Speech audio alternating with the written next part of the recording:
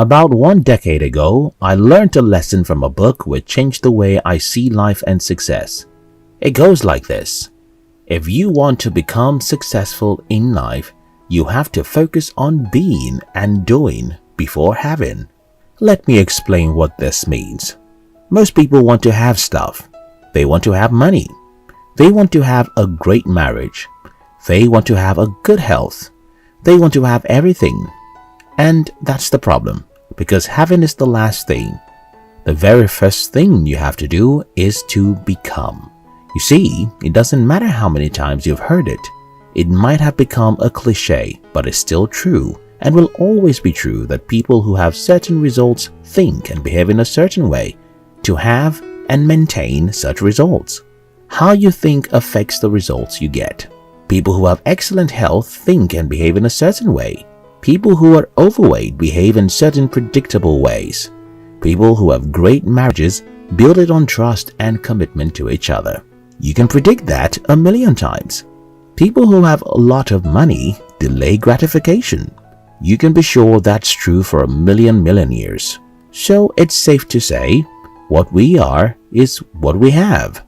That's why Aristotle said, we are what we repeatedly do. Today I'm going to share with you a few habits that changed my life. I hope they will change yours too. If you're new here, don't forget to subscribe so you won't miss other interesting videos like this. 1. Worship your morning. The 34th United States President General Dwight D. Eisenhower's philosophy is that a man who doesn't finish half of his day's duties by 10 a.m. has lost the day. Since when I was young, I have always cherished or even worshipped my mornings. I'm writing the script for this video some minutes to 6 in the morning. I've been up before 3 a.m. today. Before most people start their day, I would have finished 80% of what I have to do today. If you start honoring your morning, your life will change. The reason why cherishing your morning will change your life is because hours in the day are not the same. 7 a.m. isn't the same as 7 p.m. Your brain is at full capacity after a night of rest. But as we get into the afternoon, we're faced with a million physical and emotional distractions that affect our productivity and even our ability to think. For example, nobody calls you by 5 a.m. to say hello, and since the world around you is silent, you can do great work. One simple rule that can help you is to never consume news or social media at the early hour of the morning. Do something worthwhile in the morning. Do your most important work before 10 a.m. Worship your mornings, and your life will change. 2. Postpone pleasure. I know how to enjoy life. I have a good or even high taste. I love luxury or good things. But I'm different from most people in the sense that I can postpone pleasure. I sacrificed all my 20s. I didn't live a normal life. I never bought anything fashionable. I never spent time to enjoy at any moment. Instead, I did some of the most difficult things. I went after my dreams and shut my eyes to the pictures of my friends on social media. Most people want to eat their cakes and still have it. Most people want to get without giving up. Most people want to make easy decisions and still have an easy life. Well, sorry, it won't work. 3. Collaborate. John C. Maxwell said, "One is too small a number to achieve greatness." I lived my last decade with this motto. I never do anything worthwhile alone. I always look for who to partner with. I always look for brains to pick. I always look for who to depend on, and I always look for who to add to my team. Most people were trained by a school system which essentially made them a lone ranger.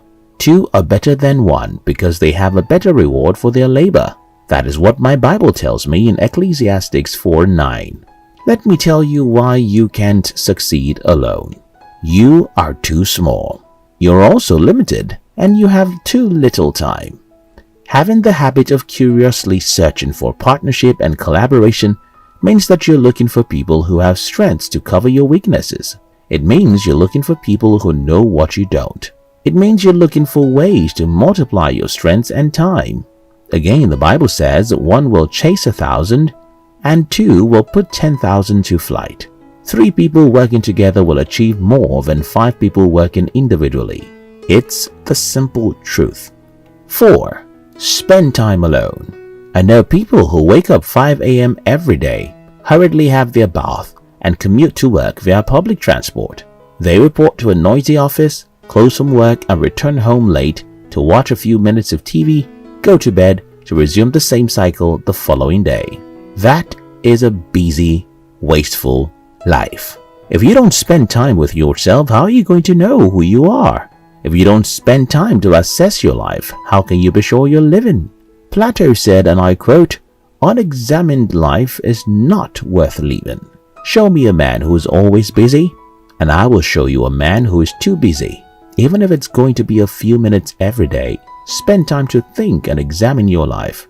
If possible, live and work in an environment where there's no noise, because creativity hates noisy, and you can't be successful in any field except you are creative. 5. Sleep well. I admit I started this video stating that I wake up 3 a.m. and that you should cherish your morning. But what do I mean by sleeping well? Well, here is how it makes sense. Your brain is by far the most valuable asset you will ever have. For that powerful machine to function well, you need a good sleep. Don't be deceived by people who claim to sleep only 4 hours per night and are still hard-working. They are not hard-working, unless they have a few hours of nap during the day. Winston Churchill was one of the most significant figures of World War II. He knew he had to be active almost all day, but he also understood the importance of good sleep to his brain. So, Churchill demanded that people around him allow him to have 2 hours of nap every day, excluding night sleep. Albert Einstein is considered one of the greatest scientists of all time. Well, this is one of his secrets. Uncle Einstein slept 10 hours every night. Yes, 10 long hours per night and a short nap during the day. Now, you see what I'm talking about? Although you must cherish your morning, you must also sleep well. What I do to balance this is to go to bed very early. By 8 p.m. last night, I was already on my bed. I also sleep at night many days. If one of the greatest scientists in the world slept long hours, if one of the best World War II generals valued good sleep, then sleep can be what you need to be more productive. I hope this video helps someone. Don't forget to subscribe if you're new here. We love you.